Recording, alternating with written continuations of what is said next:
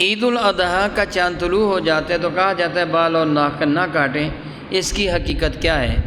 یہ حدیث مبارکہ حضرت سیدہ زاہدہ طیبہ طاہرہ عائشہ صدیقہ رضی اللہ تعالیٰ عنہ سے مروی ہے کہ جس کا قربانی کرنے کا ارادہ ہو، رسول رحمت نے فرمایا وہ اپنے بال یا ناخن عید الاضحیٰ کا چاند طلوع ہونے کے بعد نہ اتروائے یہاں تک کہ قربانی کے جانور کو ذبح کر لیا جائے، لیکن اگر کوئی اتروا لے گا قربانی اس کی پھر بھی ہو جائے گی۔ یہ واجب یا فرض نہیں ہے، یہ سنت ہے۔ میرے کریم آقا علیہ السلام کا ایک اور اشارہ گرامی قدر ہے کہ جس پر قربانی واجب نہیں ہے، جو غریب ہے، اگر وہ بھی اس طرح کر لیتا ہے کہ عید الاضحیٰ کا چاند طلوع ہونے کے بعد وہ اپنے بال اور ناخن نہیں کٹواتا، نماز عید ادا کرنے کے بعد اپنے بال یا ناخن کٹوا لے، اللہ تعالیٰ چاہے تو اس کو قربانی کے برابر اجر عطا کر دیا جاتا ہے۔